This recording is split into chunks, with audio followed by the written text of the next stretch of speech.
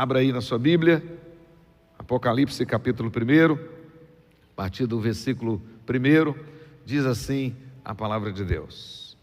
Revelação de Jesus Cristo, que Deus lhe deu para mostrar aos seus servos as coisas que em breve devem acontecer, e que ele, enviando por intermédio do seu anjo, notificou ao seu servo João, o qual atestou a palavra de Deus e o testemunho de Jesus Cristo quanto a tudo o que viu. Bem-aventurados aqueles que leem e aqueles que ouvem as palavras da profecia e guardam as coisas nela escritas, pois o tempo está próximo. João, às 7 igrejas que se encontram na Ásia, graça e paz a vós outros da parte daquele que é, que era e que há de vir, da parte dos 7 espíritos que se acham diante do seu trono e da parte de Jesus Cristo, a fiel testemunha, o primogênito dos mortos e o soberano dos reis da terra. Aquele que nos ama e que pelo seu sangue nos libertou dos nossos pecados e nos constituiu reino, sacerdotes para o seu Deus e Pai. A Ele a glória e o domínio pelos séculos dos séculos. Amém. Eis que vem com as nuvens e todo olho verá, até quantos o traspassaram, e todas as tribos da terra se lamentarão sobre ele, certamente. Amém. Eu sou o Alfa e o Ômega, diz o Senhor Deus, aquele que é, que era e que há de vir, o Todo-Poderoso. Eu, João, irmão vosso e companheiro na tribulação, no reino e na perseverança, em Jesus Cristo, achei-me na ilha chamada Patmos, por causa da palavra de Deus e do testemunho de Jesus. Achei-me em espírito no dia do Senhor, e ouvi por detrás de mim uma grande voz como de trombeta, dizendo: o que vês, escreve em livro e manda às 7 igrejas: Éfeso, Esmirna, Pérgamo, Tiatira, Sardes, Filadélfia e Laodiceia. Voltei-me para ver quem falava comigo, e voltando, vi 7 candeeiros de ouro, e no meio dos candeeiros um semelhante a filho de homem, com vestes talares e cingido à altura do peito com cinto de ouro, com a cinta de ouro. A sua cabeça e cabelos eram brancos como a alva lã, como neve, os olhos como chamas de fogo, os pés semelhantes ao bronze polido, como que refinado numa fornalha. A voz como voz de muitas águas. Tinha na mão direita 7 estrelas, e da boca saía-lhe uma afiada espada de 2 gumes. O seu rosto brilhava como o sol na sua força. Quando o vi, caí a seus pés como morto. Porém, ele pôs sobre mim a mão direita, dizendo: não temas, eu sou o primeiro e o último, aquele que vive. Estive morto, e eis que estou vivo pelos séculos dos séculos, e tenho as chaves da morte e do inferno. Escreve, pois, as coisas que vistes, as coisas que são e as que hão de acontecer depois destas. Quanto ao mistério das 7 estrelas que vistes na mão direita e aos 7 candeeiros de ouro, as 7 estrelas são os anjos das 7 igrejas, e os 7 candeeiros são as 7 igrejas. Oremos ao Senhor. Pai querido, em o nome de Jesus, abençoa-nos com a Tua palavra santa. Mais uma vez eu te peço, ó Deus, permita que o mesmo Espírito que inspirou o apóstolo João esteja agora iluminando o nosso coração, a nossa mente, revelando-nos as lições que o Senhor mesmo preparou para nós, fortalecendo, encorajando, despertando, animando a Tua igreja, para que neste ano de 2024 possamos seguir em frente, olhando firmemente para o autor e consumador da nossa fé, a fiel testemunha, Jesus Cristo, nosso Senhor e Salvador, desembaraçando de todo o peso e do pecado que tenazmente nos assedia, mas correndo com perseverança a carreira que nos está proposta. Ajuda-nos, ó Deus, nesse ano de 2024, para que nós possamos verdadeiramente testemunhar da Tua graça, Senhor, e verdadeiramente possamos estar com a nossa esperança bem firmada no Cristo glorificado, aquele que há de vir e virá, e todo olho verá, e nós com Ele para sempre viveremos. Ajuda-nos, ó Pai. Desperta e abençoa a Tua igreja aqui, a Tua igreja em todo o hemisfério sul deste mundo, ó Deus amado, para que nós possamos acordar, para que nós possamos nos envolver com missões, porque como diz o texto, aquele que vem virá e não tardará, e nós precisamos cumprir essa missão antes da volta bendita de Jesus. E já vai a alta noite, e vem chegando o dia, e nós precisamos acordar, porque a nossa salvação está mais perto do que quando no princípio cremos. Nos ajude, ó Deus, tenha misericórdia, e enquanto a Tua igreja proclama, estenda, Senhor, as Tuas mãos, para fazer sinais e maravilhas no nosso meio, para que o Teu nome seja honrado, seja glorificado, para que dia após dia, todos os que são Teus, possam ver os tesouros escondidos que o Senhor mesmo preparou para nós. Ajuda-nos, ó Deus, em o nome de Jesus, Senhor nosso e da igreja. Amém. Glória a Deus. Muito bem, meus queridos irmãos, o desafio para esse ano é exatamente manter viva a esperança no Cristo glorificado. Na semana passada, no domingo passado, eu disse que esse ano nós precisamos testemunhar da graça de Deus. Nós então, naquela oportunidade, agradecemos a Deus tudo aquilo que Ele fez na nossa vida, o cuidado provisional dEle, pactual dEle, a maneira como Ele nos abençoou com tudo aquilo que nós precisávamos, a maneira como Ele nos dirigiu, a maneira como Ele nos protegeu, e nós agradecemos ao Senhor. Agora, somos desafiados a viver agora essa graça bendita, viver a fé. A fé, lá do texto de Hebreus, refere-se às promessas, refere-se ao Evangelho, o Evangelho de Jesus. Então, nós precisamos viver essa fé, precisamos viver aquilo que nós cremos, dia após dia. Então, nós que fomos alvos da graça, precisamos agora ser testemunhas da graça. E hoje, à luz desse texto do Apocalipse, capítulo 1, todo o capítulo, eu quero então compartilhar com os irmãos, que a despeito dessas apreensões que às vezes nós temos no nosso coração, essas dúvidas, essas inseguranças, essas perplexidades, que às vezes querem tomar conta do nosso coração e gera medo, gera insegurança, muitas vezes nós somos desafiados, nós somos exortados a olhar para Jesus, o autor da nossa fé, que em breve virá. Nós somos desafiados a manter viva a nossa esperança no Cristo glorificado.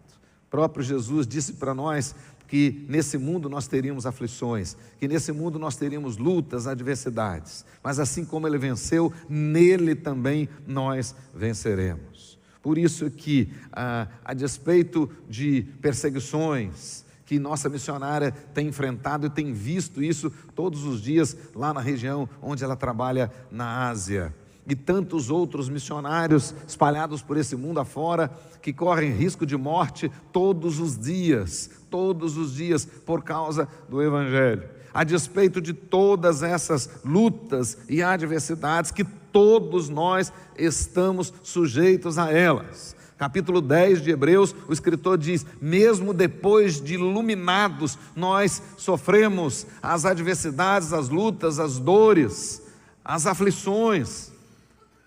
Portanto, o fato de sermos crentes não nos exclui dessas lutas, dessas adversidades. O fato de pertencermos à família da fé não nos faz imunes a essas adversidades, a essas dificuldades, às dores, aos sofrimentos. Mas Jesus garantiu para nós que assim como Ele venceu, nele também nós venceremos. É nesse contexto de muitas perplexidades, de muitas lutas, que o Apocalipse foi escrito. Quando o Apocalipse foi escrito, a igreja estava sofrendo muito, o auge das perseguições, exatamente no finalzinho do primeiro século, por volta do ano 94, 95, 96. É bem provável que João tenha morrido no ano 96. Exatamente nessa época, a perseguição havia crescido muito, e muitos crentes já haviam sido assassinados, mortos por causa da perseguição. E é nesse contexto que vai nascer então o Apocalipse. O Espírito Santo usa o velho apóstolo, o último dos apóstolos, e o último mesmo. Hoje tem muitos apóstolos por aí, mas de fato, de ofício, esse foi o último deles. Qualquer outro, a partir desse, é impostor, na verdade.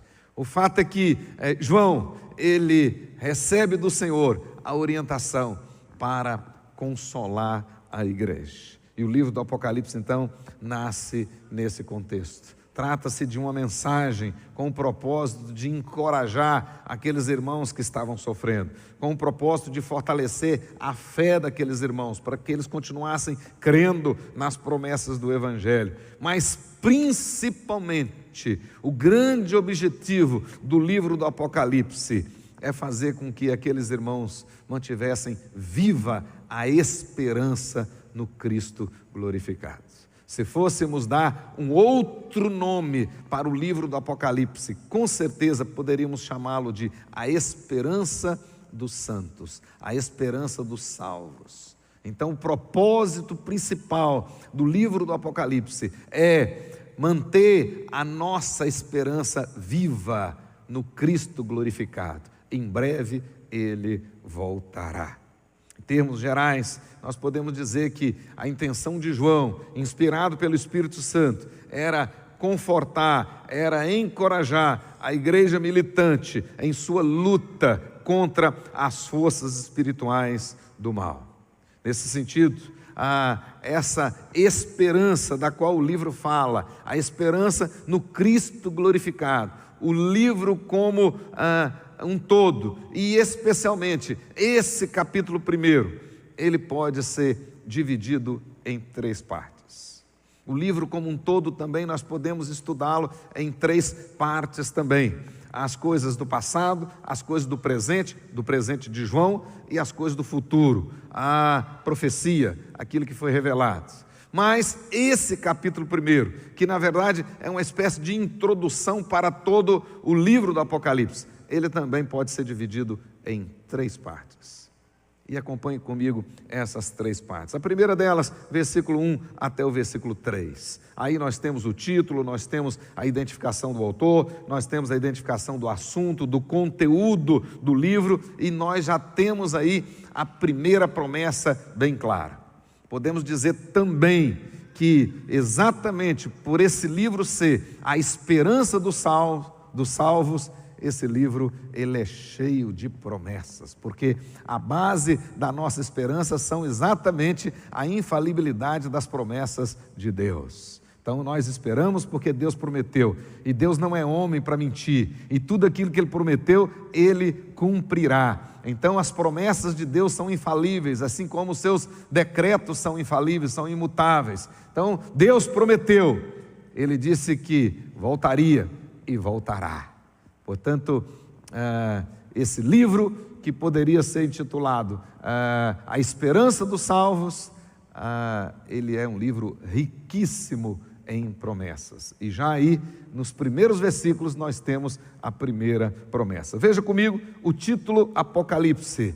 Creio que todos vocês sabem. Literalmente significa revelação, desvendar. E logo no primeiro versículo, o texto já vai deixar bem claro para nós, revelação de Jesus Cristo. O texto vai dizer logo no início do texto, revelação de Jesus Cristo. Então, no sentido escatológico, revelar aqui significa tirar a tampa, ou seja, revelar os últimos acontecimentos, o que deve acontecer em breve. Esse era o sentido. Segundo, o autor nós não temos dúvidas, e os estudiosos da Bíblia, ao longo dos anos, também não tiveram dúvidas. O texto é claro, o autor de Apocalipse é o velho apóstolo João, o último a morrer e o único que não morreu martirizado. Embora estivesse exilado na ilha de Patmos, o texto diz que ele estava lá, ele morreu mesmo por estar entrado em dias, mas o último deles. E esse livro foi escrito com certeza entre os anos 95 e 96 da era cristã. O assunto do livro está bem claro para nós aí no versículo 2 também, a palavra de Deus e o testemunho de Jesus Cristo. Então nós temos aqui o livro do Apocalipse, essencialmente é a palavra de Deus, traduzida no testemunho de Jesus Cristo, que é Deus. E o próprio texto vai identificar Jesus como Deus, E o livro do Apocalipse traz então para nós o testemunho de Jesus. Podemos dizer que o livro do Apocalipse é o livro de Jesus. A verdade do Apocalipse é uma verdade absolutamente cristocêntrica. E um detalhe interessante, é o livro mais cristocêntrico da Bíblia, ou seja, essencialmente do Novo Testamento. O livro que mais trata de Jesus é exatamente o livro do Apocalipse. A mensagem aqui essencialmente trata da vitória de Cristo e da sua igreja sobre o dragão, ou seja, Satanás e seus agentes. Aqui no livro do Apocalipse, Jesus Cristo sempre é apresentado como o vencedor, o conquistador, aquele que vem montado num cavalo branco. Os capítulos do Apocalipse sempre vão mostrar Jesus como vencedor. Capítulo 1, versículo 18, 5, verso 9, 14, 6, verso 2, 11, verso 15, 19, verso 9 a 11, 14, verso 1 a 14, 15, verso 2, 19, verso 16, 24 e termina com 22, 3. Jesus é vencedor. É isso que vai aumentar a esperança no coração daqueles que estavam lendo essa mensagem. Eles criam no Deus vivo, vencedor, que em breve se manifestaria gloriosamente, triunfantemente. O livro do Apocalipse traz o triunfo de Jesus, a vitória de Jesus sobre a morte, a vitória de Jesus sobre o inferno, a vitória de Jesus sobre o dragão, sobre a besta, o falso profeta, a Babilônia e todos os ímpios e todos aqueles que hoje se levantam contra a igreja, minha missionária, todos aqueles que se levantam contra a igreja, daqui a pouco terão que cair de joelhos e confessar com a boca que Jesus é Senhor, é o vencedor. Todo joelho se dobrará e toda língua confessará, até aqueles que não creram. Essa é a verdade consoladora para nós. Hoje nós podemos estar sofrendo, hoje nós podemos estar passando por dificuldades, mas era exatamente isso que João queria. Aqueles irmãos estavam padecendo, aqueles irmãos estavam perdendo muitas coisas, sendo espoliados, sendo discriminados, sendo enxotados muitas vezes dentro da própria família. Mas o Senhor deles em breve se manifestaria gloriosamente, e todo joelho iria confessar, teria que confessar, e vai confessar que Jesus Cristo é Senhor. Mas outro detalhe curioso desse livro, esse livro é profundamente trinitariano. Existem heresias por aí afora, né?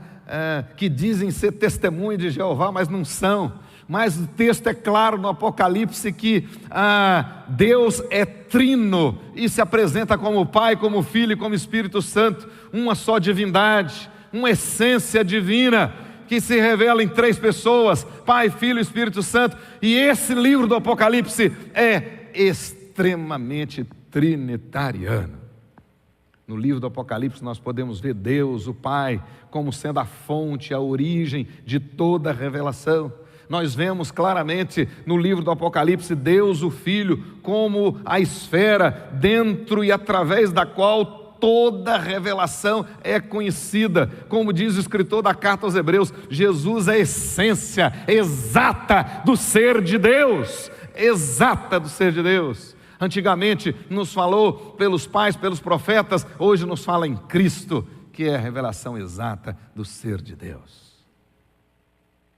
O Apocalipse mostra isso para nós e nos mostra também o Espírito Santo como agente divino que comunica e aplica as bênçãos dessas revelações no nosso coração.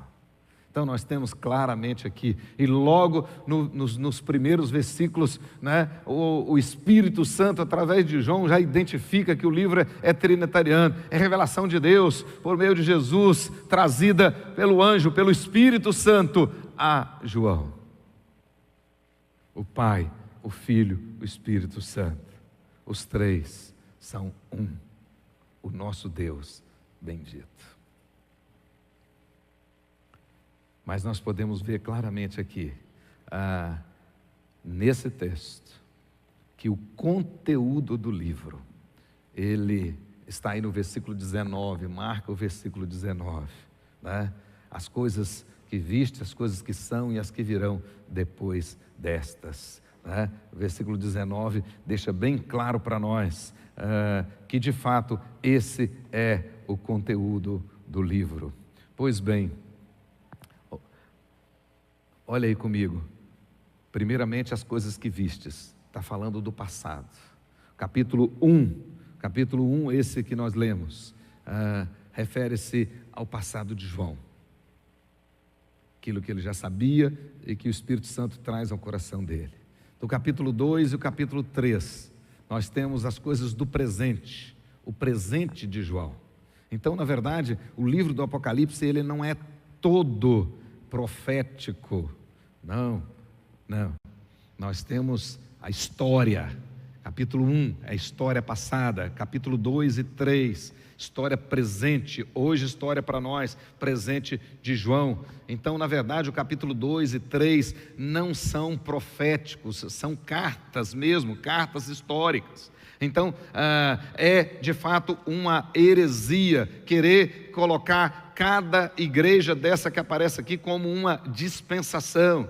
E, portanto, nós podemos afirmar categoricamente que o dispensacionalismo é uma heresia, porque isso é história, o presente de João. Ele era o pastor e conhecia todas essas igrejas eram igrejas históricas, igrejas que estavam em pleno funcionamento no final do primeiro século, e os irmãos estavam sofrendo naquelas igrejas, e ele escreve as cartas para elas, do mesmo jeito que Paulo escreveu para os filipenses, para os efésios, e escreveu para os coríntios, e assim por diante, do mesmo jeito. Agora, inspirado pelo mesmo Espírito, João escreve para estas 7 igrejas históricas. Capítulo 2 e capítulo 3 do Apocalipse. A partir do capítulo 4, aí sim, nós temos as coisas que vão acontecer depois destas. Aí nós temos o futuro próximo e o futuro distante.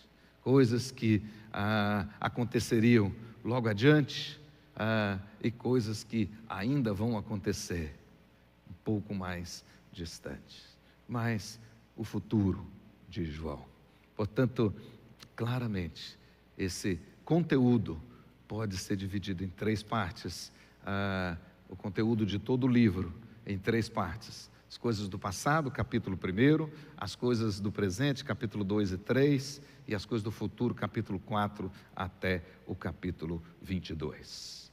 Pois bem, ainda no nosso versículo 3, nós temos aí, encerrando essa parte de apresentação, essa parte do autor, do título, do conteúdo, do assunto, nós temos a primeira promessa. Observe comigo no versículo 3, essa primeira promessa bem clara que aparece aí. Bem-aventurados. A palavra bem-aventurados aqui, makariós, ou seja, felizes. Você quer ser feliz? né? O mundo está oferecendo uma felicidade que ele não tem. Aliás, isso é próprio de Satanás, oferecer o que não tem e cobrar o que não deu. Não esqueça disso, né? Esse mundo não tem felicidade. O prazer desse mundo sempre é passageiro. Esse mundo não tem paz. A paz sempre é passageira. A paz do mundo, literalmente, é o intervalo entre duas guerras. E daqui a pouco mais uma e outra e assim por diante. Mas a felicidade, a paz que nós temos em Cristo, essas são posicionais, é por causa da nossa posição em Cristo. O que nós somos nele e estamos nele pela graça dele.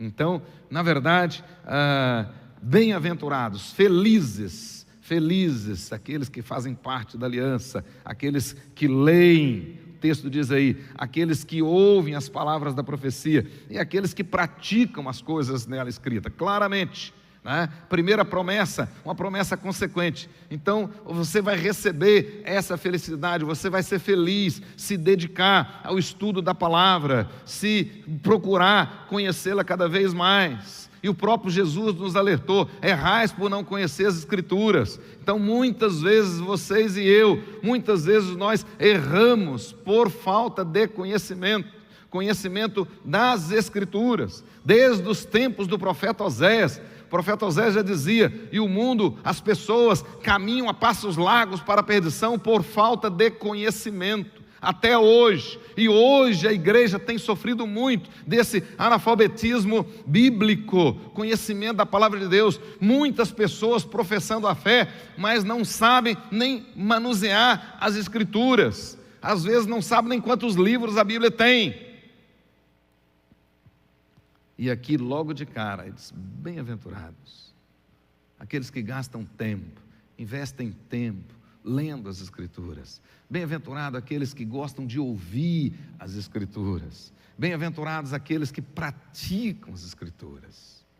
Quando Deus deu para Josué o segredo do sucesso, e nós estamos começando hoje o nosso primeiro domingo do ano de 2024, o mesmo segredo que Deus ensinou para Josué, para que ele tivesse sucesso na sua missão. Um deles é claro: medite nesse livro dia e noite, e tenhas o cuidado de fazer tudo quanto nele está escrito. O segredo é o mesmo hoje. Então, na verdade, ao invés de você ficar lendo aí um monte de autoajuda, etc., né, e 7 passos para isso, para aquilo outro, eu costumo dizer, na verdade, você não precisa de autoajuda, você precisa de ajuda do alto. É isso que você precisa. E essa só é possível através do estudo das Escrituras. Porque hoje Deus nos fala em Cristo pela palavra. Essa é a verdade. Então, bem-aventurados. E o texto termina no versículo 3, deixando claro para nós, aí nesse versículo 3: pois o tempo está próximo. Pois o tempo está próximo. De fato, nós não podemos esquecer que Jesus está voltando. Não podemos esquecer. Essa falta de pregação a respeito da parousia, a respeito da volta do Senhor Jesus, tem sido um dos grandes problemas da igreja contemporânea. Um dos grandes problemas da igreja contemporânea. Como Winston Churchill já dizia lá na época da Segunda Guerra Mundial, né, que a Inglaterra estava padecendo, porque os púlpitos das igrejas inglesas não pregavam mais sobre o céu e não pregava mais sobre o inferno. Ou seja, não pregava mais sobre a volta de Jesus e a nossa habitação com Ele para sempre no novo céu e na nova terra, mas não pregava também sobre o inferno, que de fato quem tem Cristo vai para o céu e quem não tem vai para o inferno, e nós não podemos ter medo de dizer que existe inferno sim, e existe vida depois da morte sim. E ele dizia, Churchill dizia, que por causa disso os homens não tinham mais vontade de ir para o céu e nem medo de ir para o inferno. Mas aqui o texto diz, né, pois o tempo está próximo. Segunda divisão desse primeiro capítulo, olha comigo, versículos 4 agora até o versículo 8, 4 até o versículo 8. Nós temos aí uma saudação às 7 igrejas e já a identificação do verdadeiro autor do livro. né? Embora o escritor tenha sido João, o autor de fato do livro é Jesus Cristo, e ele é identificado aí nesse texto com muita clareza. Acompanhe comigo, capítulo 1, a partir do versículo 4, diz lá: João, às 7 igrejas que se encontram na Ásia.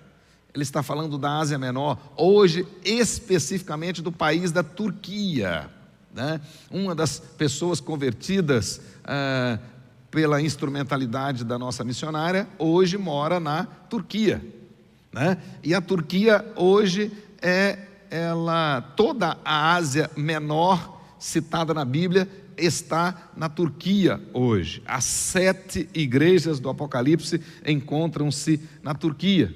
E naquela ocasião, finalzinho do 1º século, Éfeso era a maior cidade. A maior cidade era Éfeso, mas a capital política da Ásia Menor era Pérgamo. Pérgamo, lembra quando Jesus reclama da igreja em Pérgamo e diz: tens aí o trono de Satanás, né? Adoração ao deus Zeus. Pérgamo era a capital política da Ásia Menor naquela época, e Éfeso já era a maior cidade e, consequentemente, a maior igreja. João, o nosso apóstolo João, antes do seu banimento, antes de ter sido levado para a ilha de Pátimo, exilado na ilha de Pátimo, ele morava e pastoreava a igreja de Éfeso. Lá morava em Éfeso. Pois bem, o texto diz, né? João disse que a revelação era de Jesus Cristo, e Deus lhe deu por intermédio do Espírito Santo, e identificou Jesus. Acompanha comigo, ele dizendo claramente, da parte dos 7 Espíritos que se acha diante do trono, verso 5, e da parte de Jesus Cristo. E agora ele começa a identificar Jesus, e a primeira característica que ele coloca: a fiel testemunha.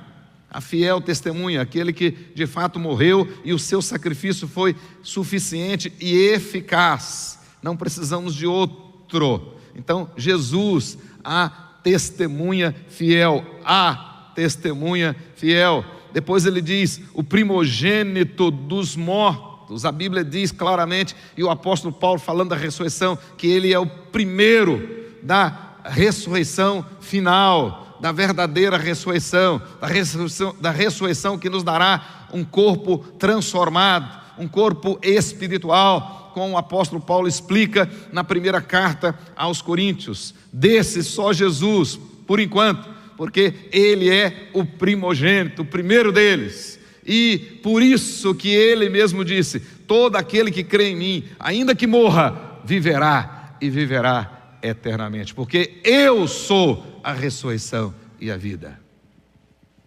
Quem crê em mim, ainda que morra, viverá.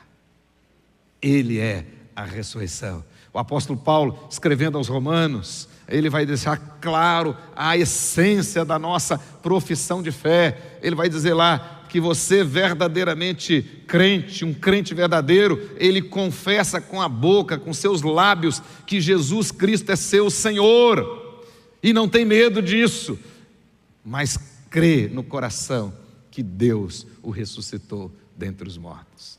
Crê que Jesus é o primogênito dentre os mortos. Então, por isso, meus irmãos, próprio Jesus deixou claro para nós: você não precisa temer aquele que pode fazer mal ao corpo, aquele que pode matar esse corpo. Não precisa ter medo, né? A morte já não é problema para nós. Por isso é que Paulo exclama em bom e alto som: onde está a morte? Onde está a morte? O seu poder, o seu aguilhão. Tragada foi a morte pela vitória, a vitória de Cristo Jesus na cruz. Crente verdadeiro, ele não teme a morte, porque ele sabe que Jesus a venceu. Jesus é o primogênito dentre os mortos. Mas o texto continua identificando que ele é o soberano dos reis da terra. Quem é que manda? Quem é que está no controle? Quem é o verdadeiro Kyrios? É César? Não, é Jesus, é o soberano. Ele é que tem o controle de todas as coisas. Então nós temos que confiar nele, olhar para ele. O texto diz agora de maneira maravilhosa, o carinho de João. Não é à toa que João, no auge do ministério com Jesus, era chamado de o discípulo do amor. E ele não perdeu a oportunidade de colocar mais uma característica para Jesus. Ele diz: aquele que nos ama. Aquele que nos ama. Então você está passando por lutas, você está passando por dificuldades, está passando por adversidades, ponha no seu coração, traga à sua mente o que pode aumentar a sua esperança, o que pode te dar esperança. E o que pode te dar esperança é o seguinte: Jesus, né? A fiel testemunha, o primogênito dentre os mortos, o soberano dos reis da terra, Ele te ama. Ele te ama, ponha isso no seu coração. Você pode não saber definir o amor, mas você tem que ter convicção que Ele te ama, tem que ter experiência do amor dEle por sua vida. Isso enche o nosso coração. E o texto continua: aquele que pelo seu sangue nos libertou e nos constituiu reino e sacerdotes para o seu Deus e Pai. Olha que bênção, sangue bendito de Jesus, que nos lavou, que nos purificou, que aplacou a ira de Deus e ao mesmo tempo nos reconciliou com o Senhor, fez paz entre nós e Deus. E hoje então nós podemos ter acesso livre, como escreveu o escritor da carta aos Hebreus, confiadamente junto ao trono de graça, a certeza do perdão e para alcançar socorro para a ocasião oportuna. Glória a Deus, isso enche o nosso coração. Então nós podemos ter uma série de inseguranças, de incerteza e até mesmo de perplexidades em relação ao ano de 2024, mas o nosso coração precisa estar cheio dessas verdades que a fiel testemunha, o primogênito entre os mortos, o soberano rei da terra, aquele que nos ama, aquele que nos libertou pelo seu sangue e nos constituiu o seu povo, povo da aliança, esse está conosco e não nos abandonará. É isto que tem que encher o nosso coração. É para Ele que nós temos que estar olhando.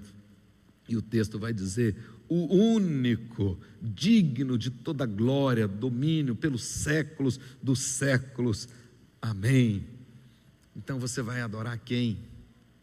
Somente Jesus.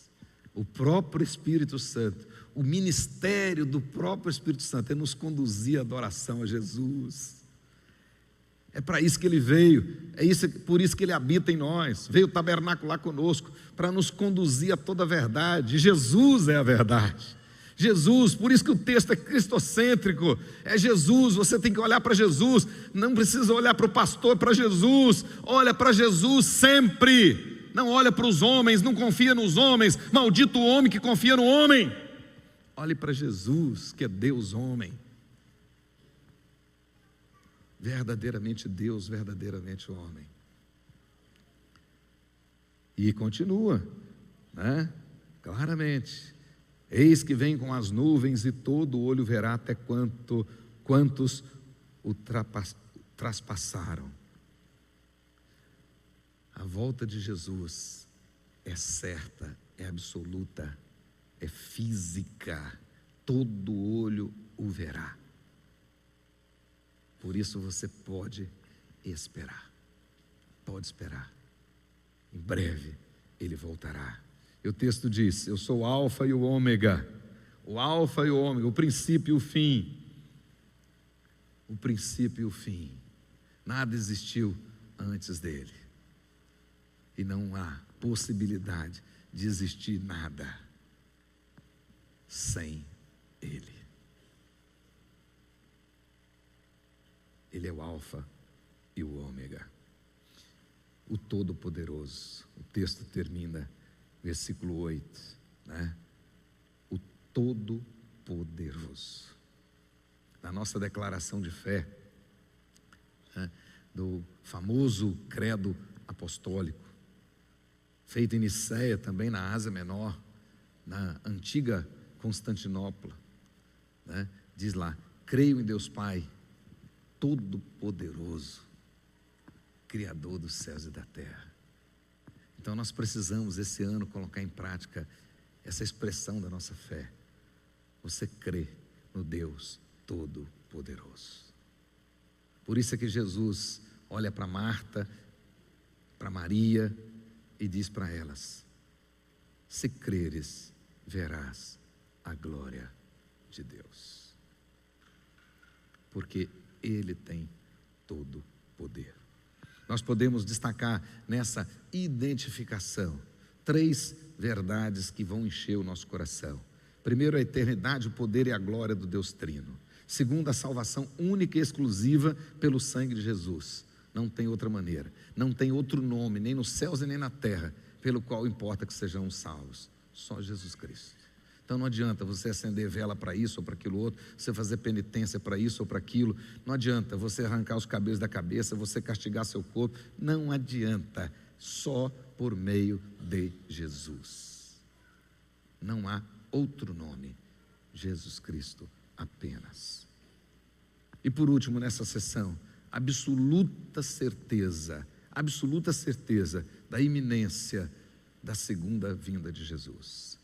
Vocês e eu, todos nós, todos os crentes verdadeiros, precisam viver diuturnamente preparados para a volta de Jesus, porque Ele pode voltar agora. Perguntaram para John Wesley o que ele gostaria de estar fazendo quando Jesus voltasse. Ele disse: exatamente o que eu estou fazendo agora, porque Ele pode voltar agora. Então cuide da sua vida agora, porque Ele pode vir agora. E um dos grandes objetivos do Apocalipse, né, além da consolação, além de fortalecer a esperança, manter a esperança viva no Cristo glorificado, era manter os crentes apostos, era manter os crentes vigilantes. Crente verdadeiro não pode ficar entretido com o mundo, não pode ficar, a expressão que eu gosto, panguando, não pode ficar aí de bobeira, de férias, não, tem que ficar preparado, que a qualquer momento, como diz o texto bíblico, Mateus 24, mas a gente canta o cântico, né? Assim como um relâmpago sai do Oriente e se mostra no Ocidente, assim será a vinda do Filho do Homem. Glória a Deus. Mas a última parte do texto, olha comigo, versículos 9 até o versículo 20, nós temos aí agora a visão do Cristo glorificado. Olha que coisa maravilhosa. Agora, o texto é claro para nós, quando o apóstolo João vai mostrar para nós, a partir do versículo 9, né, esse privilégio que Deus deu para ele ver agora o Cristo glorificado. Eu, João, versículo 9, irmão vosso, companheiro na tribulação. A palavra tribulação aqui é muito interessante, que é tlifis, é a mesma palavra usada para o esmagar das uvas no lagar. Quando se colocava as uvas no lagar, naquele recipiente grande, e homens entravam ali para ficar esmagando as uvas, esse ato de esmagar as uvas é a mesma palavra que aparece aqui. Então muitos dos crentes estavam sendo esmagados como uvas no lagar. Então ele diz: eu, companheiro vosso, nessa tribulação, no reino, na perseverança, em Jesus, achei-me na ilha chamada Patmos, por causa da palavra de Deus e do testemunho de Jesus. Agora olha o verso 10. Achei-me em espírito, en pneumati, achei-me em espírito no dia de domingo, no dia do Senhor, e ouvi por detrás de mim uma grande voz como de trombeta, dizendo: o que vês escreve em livro e manda às 7 igrejas. E aí agora ele começa a ver o Cristo glorificado. Privilégio que Deus deu para ele. E como nós cremos que a palavra de Deus é a palavra de Deus, como nós cremos que a Bíblia é a palavra de Deus viva e inerrante, nós cremos nessa visão e podemos ter a mesma visão com João agora. Agora, os olhos de João são os nossos olhos. Você pode ver aí agora o Cristo glorificado. Ele diz: voltei-me para ver quem falava comigo, e voltando vi. Ele diz, e o que ele viu? 7 candeeiros de ouro. Lá embaixo ele explica que os candeeiros são a igreja. mas de ouro. Então isso fala para nós da importância da igreja, e tem muita gente banalizando a igreja, tem muita gente tratando a igreja como se fosse qualquer coisa de só menos importância. Não, na visão do Cristo glorificado, João vê a igreja como candeeiros de ouro, grande valor para o Pai, grande valor. Mas um detalhe curioso, né? O candeeiro não tem luz própria, a luz aqui é o próprio Espírito Santo. O próprio Espírito Santo. Por isso essa igreja é importante, é a menina dos olhos, é a casa de Deus, é a família de Deus, é o baluarte da verdade, é a igreja que tem que ser respeitada e valorizada. Por isso é que o escritor da carta aos Hebreus diz: não deixeis de congregar, como é costume de alguns.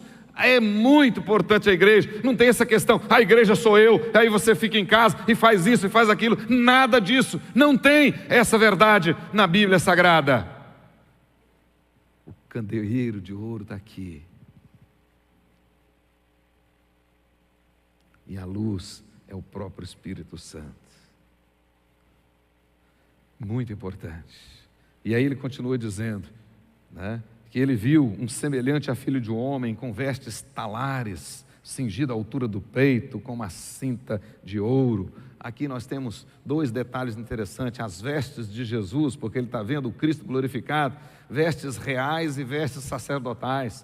Pelo seu sacrifício perfeito e definitivo, Jesus é o nosso sumo sacerdote e voltará como rei, como rei.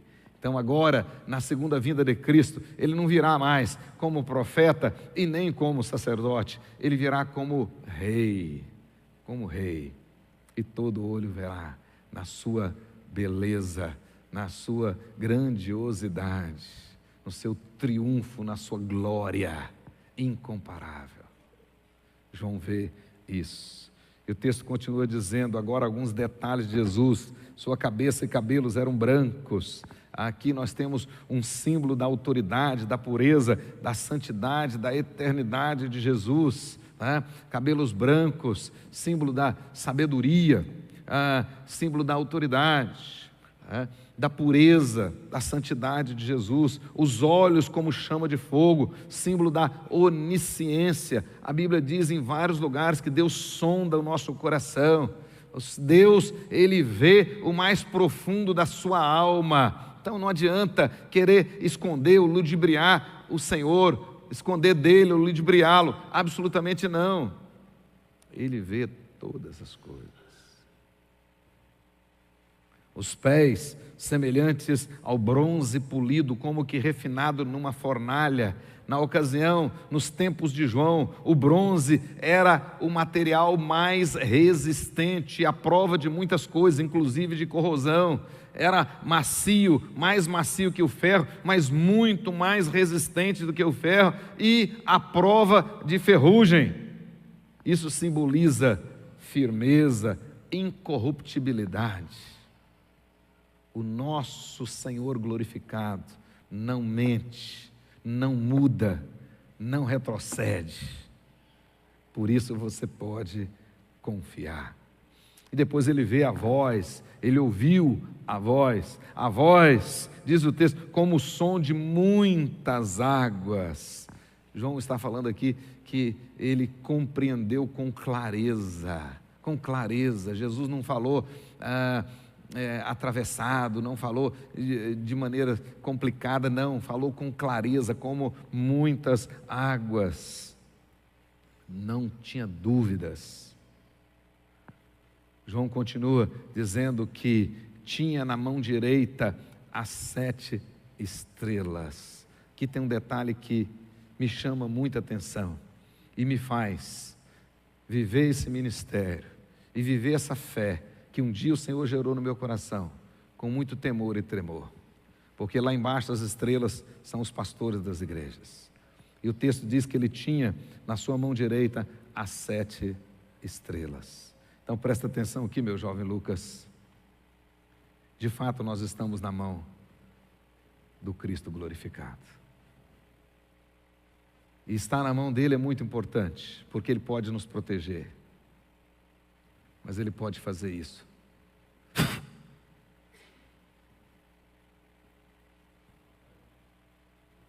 temor e tremor. Tremor e tremor.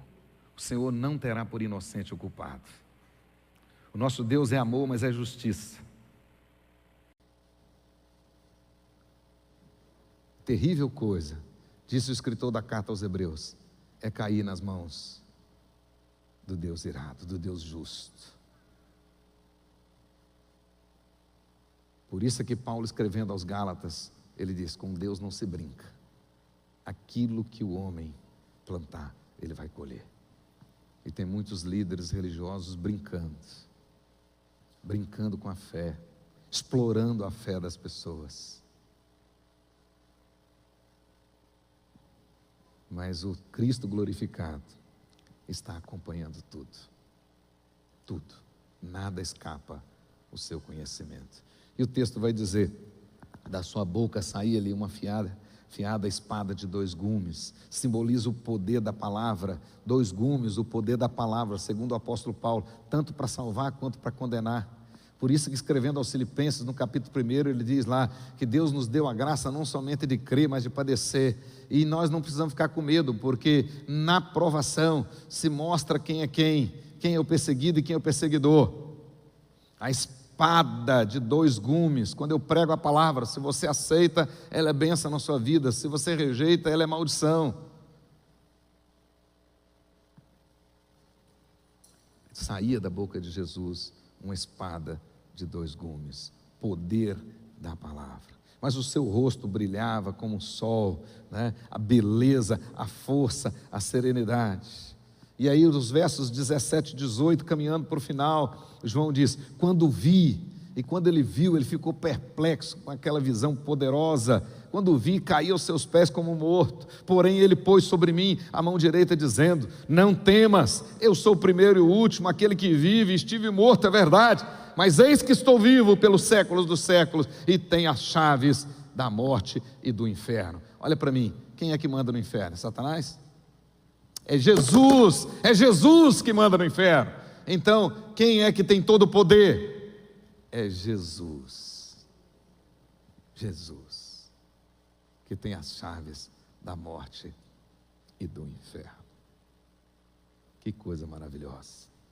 E aí vem a ordem: João, fica firme, João, escreve as coisas que você viu, escreve as coisas que são presentes, e preste bem atenção, daqui a pouquinho vou te transportar até o céu, até a sala do trono, que vai acontecer no capítulo 4, e eu vou te mostrar mais coisas, e você vai escrever todas elas. E quanto ao mistério das 7 estrelas que viste na minha mão direita, e os 7 candeeiros de ouro, as 7 estrelas são os anjos, os pastores das 7 igrejas, e os 7 candeeiros são as 7 igrejas.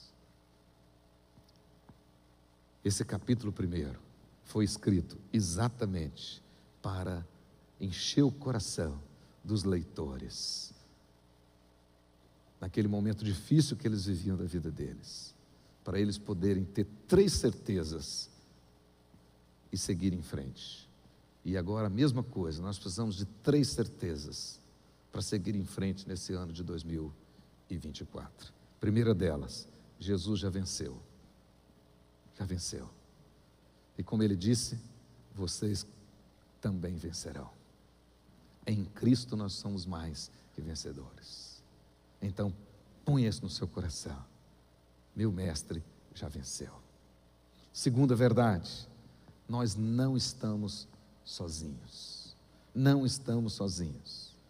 Várias vezes nesse capítulo 1, na introdução de todo o livro, e ao longo de todo o livro, João vai repetir isso, né? Estarei convosco,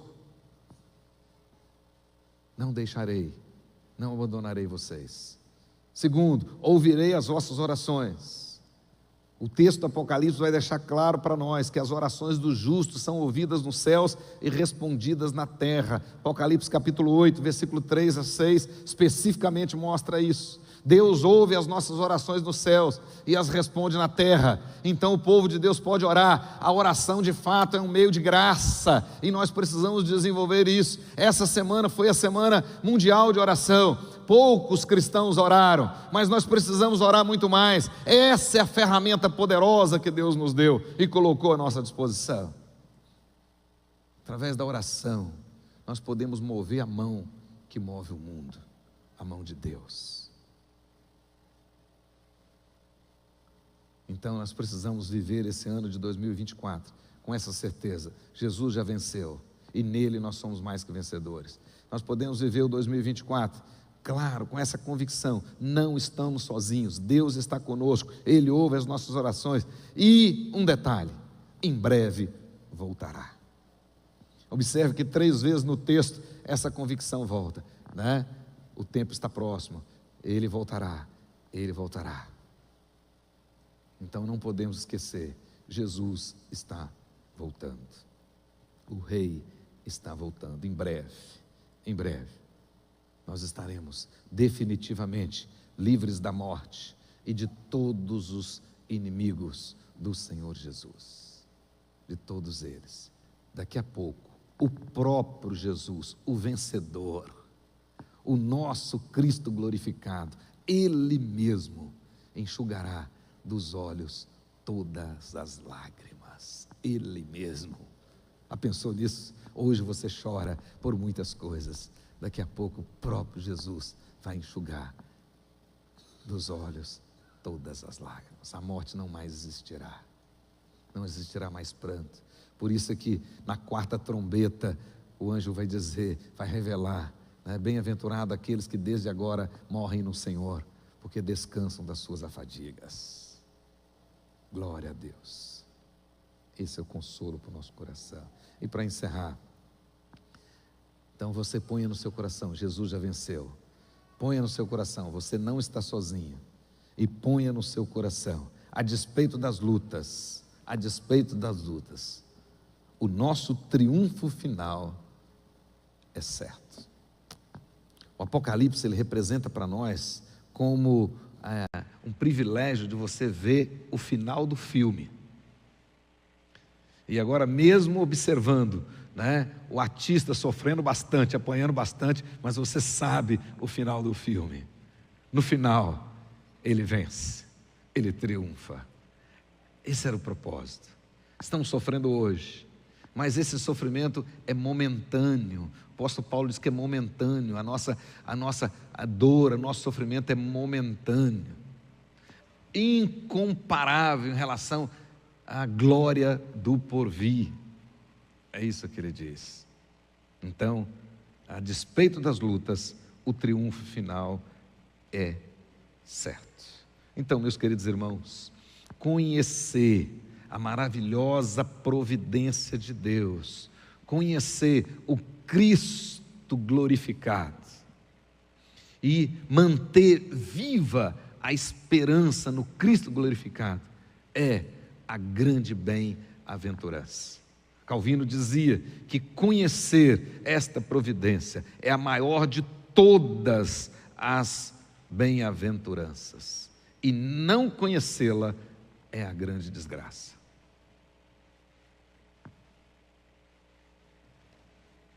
Então é assim que nós temos que viver o ano de 2024.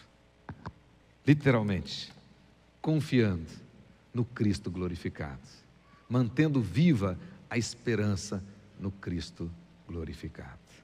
Feche os seus olhos. Tente ver agora com os olhos de João.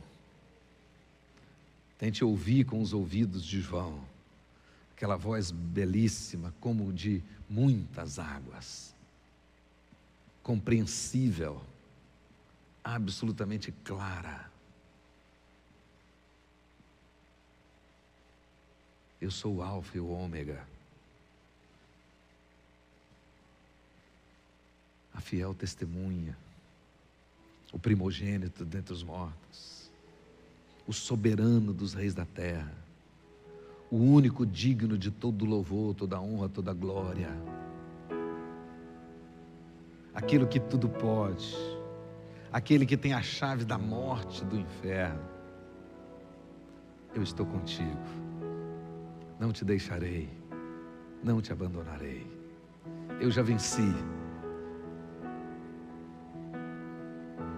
e vocês também são vencedores.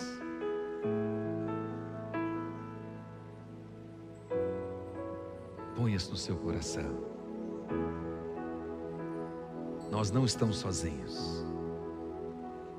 Eu costumo dizer que a esperança é a nossa amiga, a nossa única amiga na inexistência de amigos.